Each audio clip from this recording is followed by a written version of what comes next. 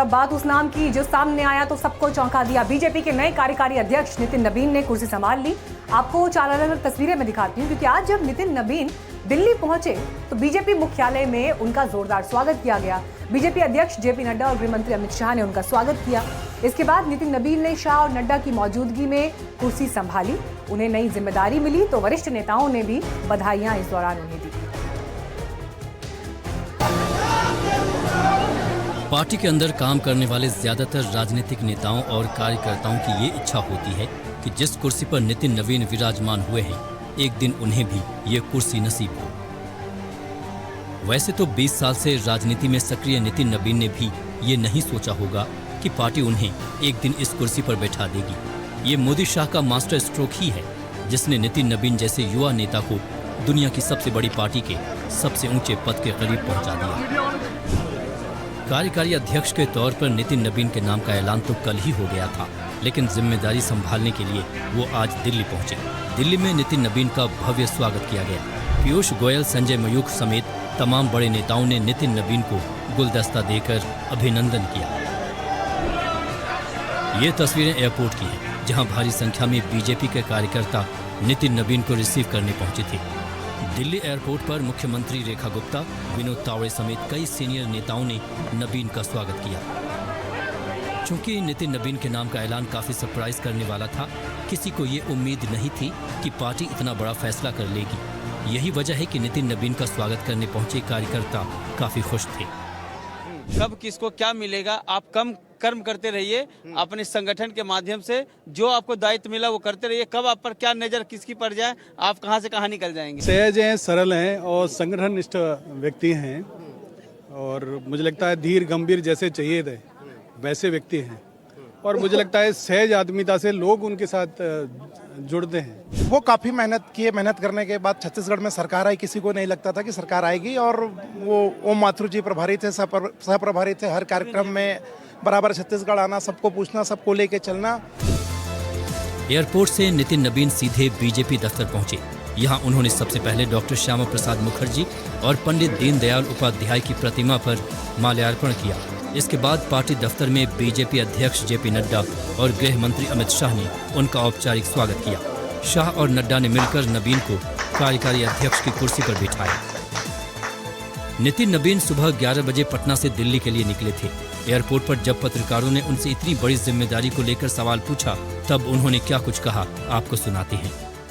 मेरा ये मानना है कि पिताजी का आशीर्वाद, उनके जो सोच थी, उनके जो विचार थे, पार्टी को हमेशा आगे माँ के समान समझना, देश को हमेशा ऊंचाइयों पर रखना और खुद को हमेशा उसके पीछे रखकर काम करना।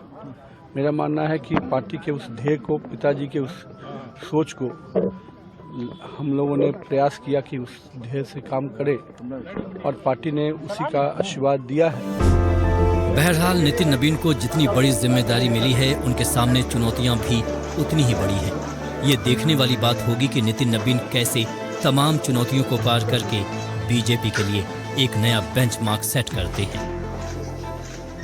तो अध्यक्ष पद की रेस में कैसे नितिन नबीन आगे निकल गए, वो भी तब जबकि दिग्गजों की कमी नहीं थी। उस रेस में सबसे आगे कैसे नितिन नबीन आए, कैसे अचानक उनकी लॉटरी लग गई, और क्या था वो क्राइटेरिया जिसके तहत उनके नाम को तवज्जो दी गई, देखिए रिपोर्ट।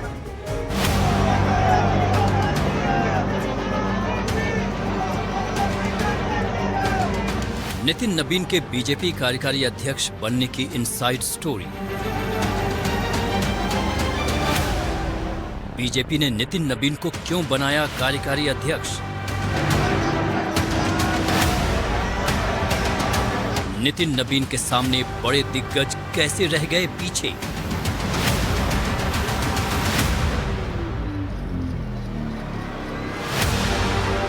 अचानक कैसे खुल गई नितिन नबीन की लॉटरी?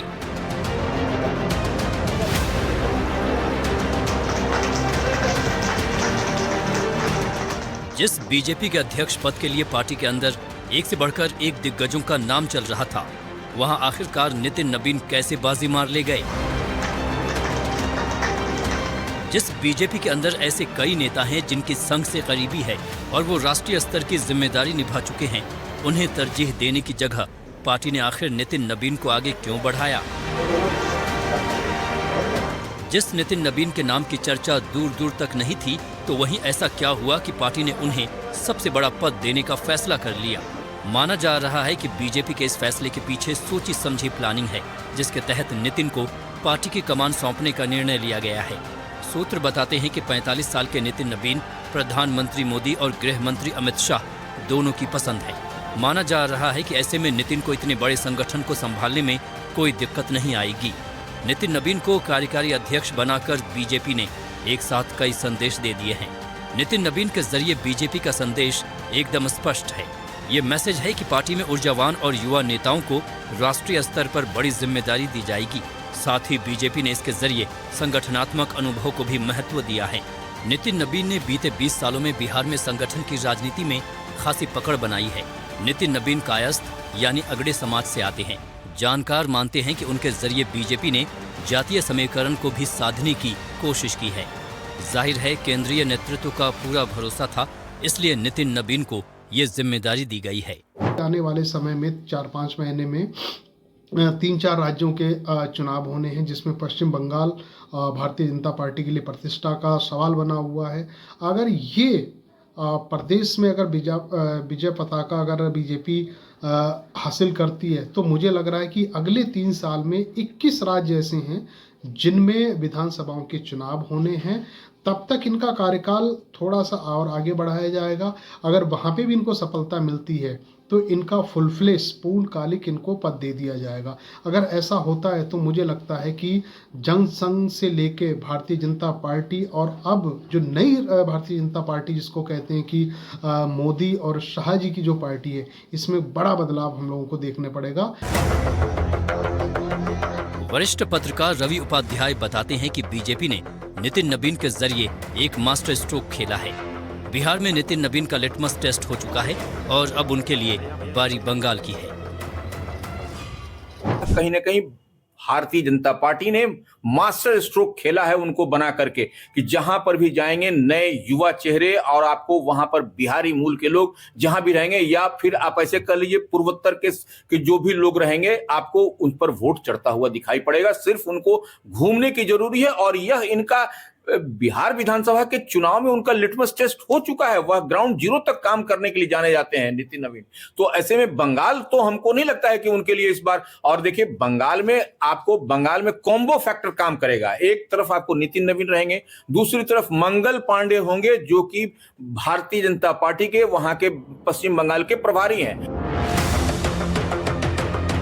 नितिन नबीन की राजनीति पारी पर गौर करें तो 2006 में वो पहली बार पटना पश्चिम से विधायक बने। इसके बाद 2010 में दूसरी बार विधायक चुने गए और इसी साल हुए विधानसभा चुनाव में 5वीं बार विधायक बने हैं। 2008 में बीजेपी युवा मोर्चा के राष्ट्रीय कार्यकारिणी सदस्य बने। 2010 से 2016 तक बीजेपी युवा मोर्चा के राष्ट्रीय महामंत्री बने। 2016 से 2019 तक बिहार बीजेपी युवा मोर्चा के प्रदेश अध्यक्ष रहे। 2019 में सिक्किम के चुनावी प्रभारी बनाए गए। 2021 में पहली बार बिहार सरकार में मंत्री रहे। 2021 से 2024 तक छत्तीसगढ़ के बीजेपी सह प्रभारी रहे। 2024 के लोकसभा चुनाव में उन्हें छत्तीसगढ़ का प्रभार दिया गया।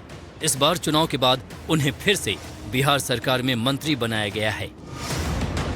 इसमें कोई दो राय नहीं है कि हर बार अपने फैसले से चौंकाने वाली मोदी शाह की जोड़ी ने इस बार भी सबको चौंका दिया है। नितिन नबीन के नाम के ऐलान ने न सिर्फ बड़े बड़े नेताओं को पीछे छोड़ दिया, बल्कि कई राजनीतिक धुरंधर भी इसे समझने में परास्त हो गए। बहरहाल नितिन नबीन अभी राष्ट्रीय अध्यक्ष जेपी नड्डा के साथ काम करेंगे। माना जा रहा है कि अगले महीने राष्ट्रीय अध्यक्ष का चुनाव होगा, जिसमें उन्हें औपचारिक रूप से अध्यक्ष चुन लिया जाएगा। Bureau report, NDTV India. तो बीजेपी की टॉप लीडरशिप के फैसले, खासकर जब ऐसे पदों पर नियुक्तियां होनी है, उसे लेकर इससे पहले भी चौंकाते रहे हैं। नितिन नबीन के नाम ने एक बार फिर लोगों को चौंकाया। लेकिन इन सब के बीच देखिए, जातीय समीकरणों की राजनीति जब देश पर हावी है, उन सब के बीच भी नितिन नबीन का नाम आना चौंकाता है। और इसके अलावा अगर आप आगे चुनाव देखें, तमिलनाडु में चुनाव, केरल में चुनाव, असम में चुनाव, पश्चिम बंगाल में चुनाव, ये वो राज्य हैं जो बीजेपी के लिए चैलेंजिंग रहे हैं। 3 राज्यों में तो बीजेपी की कभी सरकार नहीं बन पाई, और ऐसे में नितिन नबीन के नाम को क्यों तरजीह दी गई, उनको सबसे आगे क्यों रखा गया, उनका सिलेक्शन कैसे हुआ, ये सवाल भी आपके जहन में ज़रूर होगा। तो देखिए, क्या उनका युवा होना और युवा नेतृत्व के लिए को तरजीह दी गई, इस पर भी आज सीनियर जर्नलिस्ट रिएक्ट करते रहे, पॉलिटिकल पंडित रिएक्ट करते रहे। तो उनका युवा होना कैसे उनके पक्ष में काम कर गया, आपको दिखाते हैं।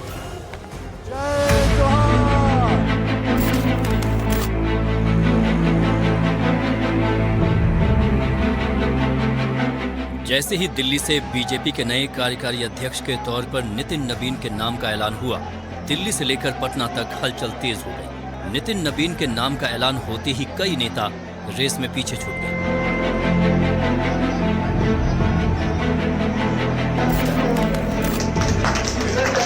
बीजेपी के अध्यक्ष के तौर पर कई ऐसे नेताओं के नाम की चर्चा चल रही थी जिनका संघ में मजबूत पकड़ होने के साथ साथ चुनावी रणनीति और प्रबंधन का लंबा अनुभव रहा है।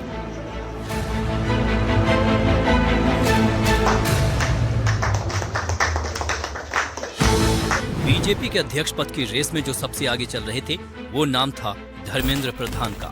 प्रधान के अलावा हरियाणा के पूर्व मुख्यमंत्री और वर्तमान में केंद्रीय मंत्री मनोहर लाल खट्टर, केंद्रीय मंत्री शिवराज सिंह चौहान, भूपेंद्र यादव, डी पुरंदेश्वरी और साथ ही सुनील बंसल का नाम भी इसमें शामिल था। लेकिन इन तमाम दिग्गजों को पीछे छोड़कर नितिन नबीन ने बाजी मार ली। इस रेस में 3 सबसे प्रमुख नेताओं की बात करें तो धर्मेंद्र प्रधान को संगठन का लंबा अनुभव होने के साथ साथ वो कुशल संगठनकर्ता भी हैं, साथ ही चुनावी रणनीति में माहिर हैं और संघ के साथ भी उनका मजबूत जुड़ाव है। तो वहीं शिवराज सिंह चौहान को भी संगठन का लंबा अनुभव है। जनता में काफी लोकप्रिय शिवराज की छवि जमीनी नेता की है और 17 साल एमपी के सीएम भी रह चुके हैं। भूपेंद्र यादव की बात करें तो संगठन में उनकी भी दक्षता है। पार्टी में कई महत्वपूर्ण भूमिका निभा चुके हैं और कई राज्यों के प्रभारी भी रह चुके हैं। चुनावी प्रबंधन में इन्हें काफी निपुण माना जाता है। दरअसल बीजेपी के इस चौंकाने वाले फैसले और आखिर ये दिग्गज नेता क्यों पीछे छूट गए, इस पर एक्सपर्ट क्या कुछ कह रहे हैं, ये आपको सुनाते हैं। बीजेपी का जो एरिया है, जो वीकनेस एरिया है, जहां पर बीजेपी स्ट्रांग नहीं है, वो है बिहार, वो है बंगाल और वो है सारा नॉर्थ ईस्ट। एक असम छोड़ के ईस्टर्न इंडिया में बीजेपी वीक है, सदर्न इंडिया में बीजेपी वीक है। तो कोई भी जो नया वर्किंग प्रेसिडेंट आएगा वो इस इलाके से नहीं आके, और सारे पुराने नेताओं को लोग कहते हैं अनुराग ठाकुर क्या ईस्टर्न इंडिया में कर पाएंगे जो नितिन नवीन करेंगे। वो यहाँ के एमएलए रहे हैं, 5 बार एमएलए रहे हैं, वो भी बांकीपुर से, यंग है, 45 साल के हैं। एक मतलब बीजेपी कोशिश कर रही है कि नए लीडर्स को लाएं 50 के नीचे। तो 11 साल में ऐसे चौंकाने वाले फैसले कई बार हुए हैं। 2023 में देखिए, मध्य प्रदेश में बीजेपी ने मोहन यादव को, राजस्थान में भजन लाल शर्मा और छत्तीसगढ़ में विष्णुदेव साय को सीएम बना दिया था। तीनों के ही नाम चौंकाने वाले थे, फर्स्ट टाइम विधायक बने थे। 2021 में देखिए गुजरात में भूपेंद्र पटेल, तो वहीं उत्तराखंड में पुष्कर सिंह धामी का नाम भी काफी चौंकाने वाला रहा। 2017 में जब यूपी में बीजेपी जीती तब भी लोगों को उम्मीद नहीं थी कि पार्टी योगी आदित्यनाथ को सीएम बनाएगी। उस समय आप याद करिए नाम कई और थे चर्चा में, लेकिन ये फैसला भी चौंकाने वाला रहा। और 2014 में हरियाणा जीतने के बाद मनोहर लाल खट्टर को मुख्यमंत्री बनाने का फैसला भी किसी सरप्राइज से कम नहीं था। लेकिन सवाल ये है कि ऐलान इतनी जल्दी में क्यों हुआ, नितिन नबीन का नाम इतनी जल्दी में क्यों घोषणा उसकी की गई। तो खरमास भी इसके पीछे एक वजह बताइए। इस बार 16 दिसंबर से खरमास प्रारंभ होकर के 14 जनवरी तक रहेगी। विशेषकर हर वर्ष 1-2 दिन के अंतराल में यही महीना होता है। सर्वप्रथम तो खरमास में त्याज देना चाहिए। बहुत लोग तो खरमास में रजिस्ट्री भी नहीं करते हैं, कोई मांगलिक कृत्य भी नहीं करते हैं। तो अगर कोई बड़ा पद प्राप्त करना है या कोई विशेष कार्य करना है तो खरमास में त्याज देना चाहिए, नहीं तो शुभ फल की प्राप्ति नहीं होती है।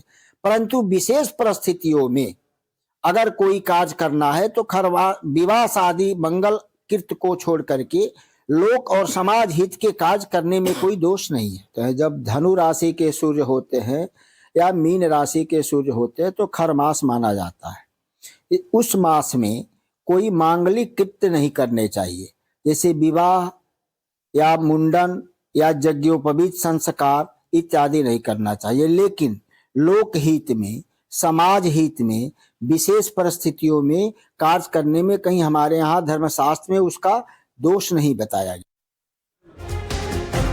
चलिए इसी के साथ एक छोटे से ब्रेक के लिए हम यहाँ पर रुक रहे हैं, लेकिन ब्रेक के बाद आपको दिखाएंगे राम मंदिर के सबूत लाइव।